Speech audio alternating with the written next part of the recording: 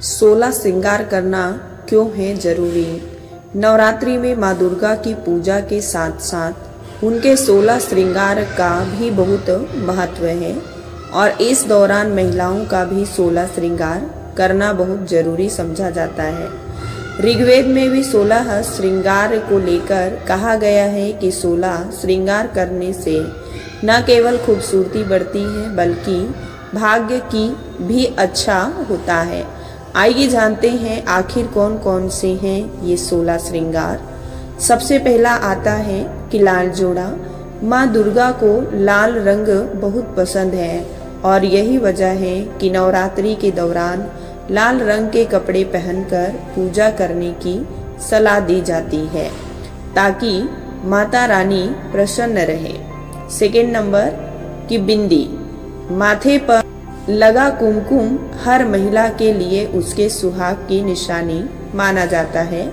इसीलिए नवरात्रि के दौरान सुहागिन स्त्रियों को कुमकुम या सिंदूर से अपने माथे पर लाल बिंदी लगानी चाहिए। थर्ड नंबर है मेहंदी। मेहंदी को सुहाग का प्रतीक माना जाता है क्योंकि इसके बिना सुहागन स्त्री का श्रृंगार अधूरा रहता है। मान्यता यह भी है कि जिस लड़की के हाथों में मेहंदी जितनी गाढ़ी रचती है उनका पति उनसे उतना ही अधिक प्यार करता है। नेक्स्ट आता है सिंदूर। सिंदूर को सुहाग का प्रतीक माना जाता है।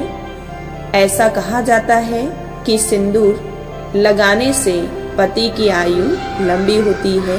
नेक्स्ट आता है गजरा। माँ दुर्गा को मोंगरे का गजरा बहुत प्रिय माना जाता है। इसकी अगर घर की लड़की या महिलाएं इन फूलों को सिर में लगाए तो घर में खुशहाली आती है। नेक्स्ट है मांग का टीका।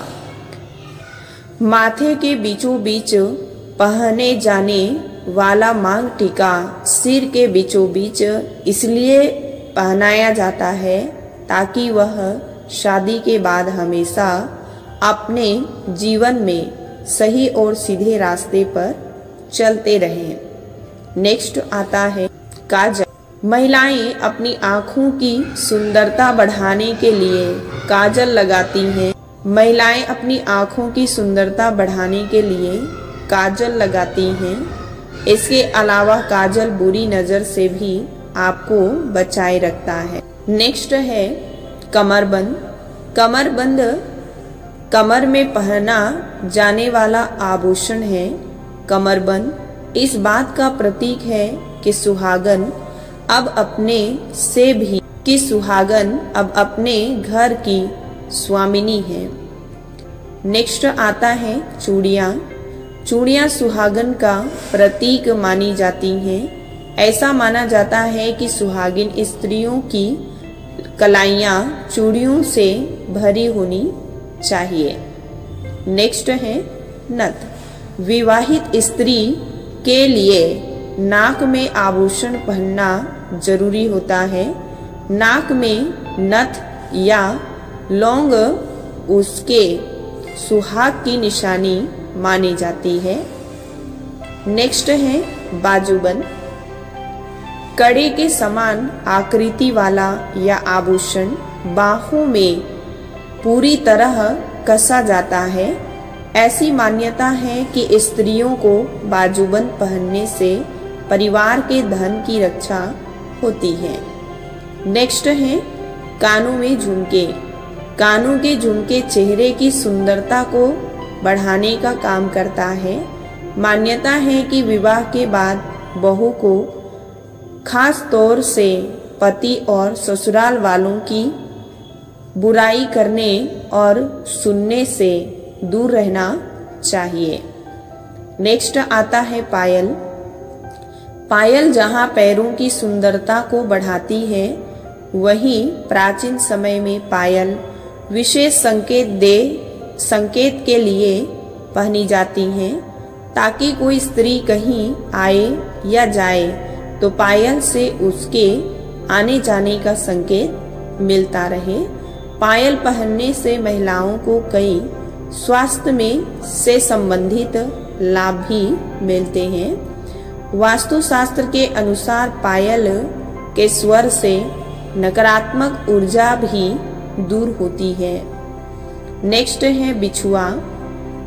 पैरों के अंगूठे और छोटी अंगुली को छोड़कर बीच की 3 अंगुलियों में चांदी का बिछुआ पहना जाता है। शादी में फेरों के वक्त यह रस्म इस बात का प्रतीक है कि दुल्हन शादी के बाद आने वाली सभी समस्याओं का हित के साथ मुकाबला करेंगी। नेक्स्ट आता है अंगूठी। बाएं हाथ की तीसरी उंगली में पहनी गई सगाई की अंगूठी विवाहित जीवन में एक महत्वपूर्ण स्थान रखती हैं। यदि पति पत्नी के आपस में आपसी प्यार और विश्वास का प्रतीक माना जाता है। नेक्स्ट आता है जो सबसे इम्पोर्टेंट है, मंगलसूत्र। विवाहित स्त्री का सबसे खास और पवित्र गहना मंगलसूत्र माना जाता है। यह मंगलसूत्र विवाहित महिलाओं का रक्षा कवच और सुहाग और भाग्य की निशानी होती है।